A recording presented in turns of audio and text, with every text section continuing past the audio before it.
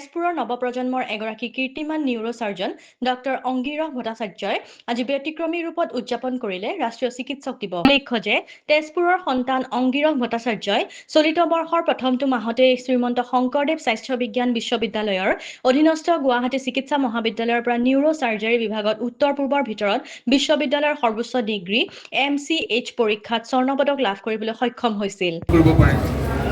Doctors ডেটো সাধাৰণতে ডক্টৰছৰ মাজত celebrate কৰে, কিন্তু মই ভাবিলোঁ এইবাৰ পেচেণ্টে যোনটো বস্তু ডক্টৰছক বিশ্বাস কৰে, যেনেকৈ ডক্টৰছক বিশ্বাস কৰে, এই বিশ্বাসটো চেলিব্ৰেট কৰিব বিচাৰিলোঁ। এইবাৰ এই বিশ্বাসটো উদযাপন কৰিব বিচাৰিলোঁ আৰু সেই কথাটো ভাবি মনস্থ কৰিলোঁ যে এইবাৰ মই ডক্টৰছ ডেৰ দিনা 100জন পেচেণ্ট ফ্ৰী কনচালটেশ্যন দিম। অৰ্থাৎ যে সকলো নিউৰো প্ৰব্লেমত ভুগি থকা মানুহ ডক্টৰ এজনৰ ওচৰলৈ বহুত দেৰিকৈ আহি পায়হি।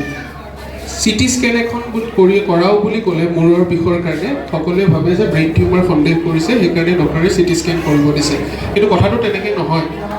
মানুহে সকলো বস্তু মূৰৰ বিষ এটা ইগন'ৰ কৰিব নালাগে। যদি 2-3 দিন হৈ থাকে ফাৰ্মাচীৰ পৰা দৰৱ এটা লৈ খাই পেলাই মূৰৰ বিষটো ভাল হ'ল তেনেকুৱা কৰিব নালাগে। এইটো এটা ছুপাৰ স্পেচিয়েলিটি কেয়াৰ আৰু এজন ডক্টৰৰ ওচৰলৈ সোনকালে কাষ চাপিলে সৰু সৰু ব্ৰেইনৰ প্ৰব্লেমো আমি দূৰ কৰিব পাৰোঁ। পূৰ্বৰে পৰা দেশৰ বহুকেইখন আগশাৰীৰ পৰা ঈৰ্ষণীয় তথা লোভনীয় ধনৰাশিৰ সুযোগৰ অফাৰ প্ৰত্যাখ্যান কৰি অসমতে থাকি চিকিৎসা সেৱা আগবঢ়াই যোৱাৰ কথা চিন্তা কৰা যুৱ চিকিৎসক ডক্টৰ ভট্টাচাৰ্য কিছুদিনৰ পূৰ্বে তেজপুৰৰ নেম কেয়াৰ হাস্পতালত যোগদান কৰাৰ পিছত নিউৰো ৰোগৰ চিকিৎসাৰ ক্ষেত্ৰত কিছু সজাগতাৰে বিশেষ চিকিৎসা শিবিৰ আয়োজন কৰি অহা ডক্টৰ ভট্টাচাৰ্যই আজি চিকিৎসক দিৱসৰ দিনটোত পুৱাৰে পৰা বিভিন্ন প্ৰান্তৰ 173 গৰাকী ৰোগীক বিনামূলীয়াকৈ চিকিৎসা প্ৰদান কৰে।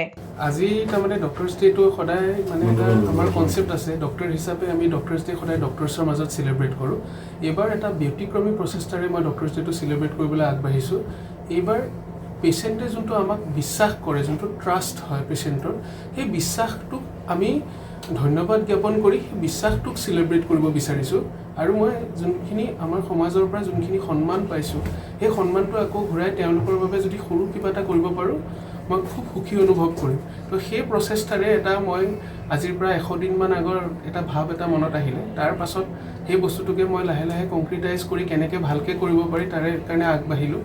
তো আজি মই প্ৰথমতে ইনিচিয়েলি ভাবিছিলোঁ যে মই 100জন পেচেণ্টৰ যিকোনো নিউৰো প্ৰব্লেমত থকা তেজপুৰ আৰু ওচৰৰ অঞ্চলৰ সকলো জেগাত 100জন পেচেণ্টক ফ্ৰীকৈ কনচালটেশ্যন দিম আৰু ফ্ৰীকৈ চাম।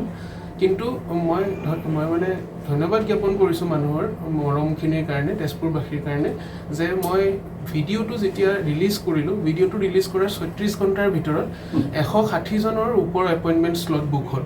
তেতিয়া মই ইনিচিয়েলি ভাবিলোঁ যে পাৰিম নে নোৱাৰিম, বাট মই বহুত ভাবি চিন্তি চালোঁ যে কাকো নিৰাশ নকৰোঁ। আজিৰ ইয়ালৈ ইয়াতে উপস্থিত থকা সকলোকে ধন্যবাদ জ্ঞাপন কৰিছোঁ। আৰু আজি যিহেতু ডক্টৰছ ডে, সকলো ডক্টৰক আমাৰ নেম কেয়াৰ তৰফৰ পৰা আৰু মোৰ তৰফৰ পৰাও শুভেচ্ছা জ্ঞাপন কৰিছোঁ। ডক্টৰ অংগীৰহ ভট্টাচাৰ্য ডাঙৰীয়াক আমি ধন্যবাদ দিছোঁ। তেখেতে আজি ইয়াতে আহি আমাক যিটো ছাৰ্ভিচ দিছে আমাৰ কাৰণে যথেষ্ট গৌৰৱ। সমগ্ৰ বিশ্বতে চিকিৎসক দিৱস হিচাপে পালন কৰি আহিছে।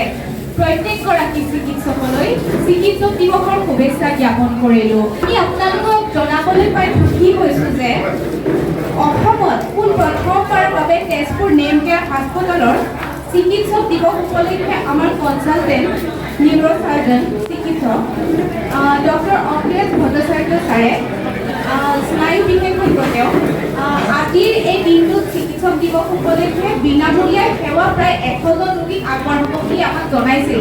আজি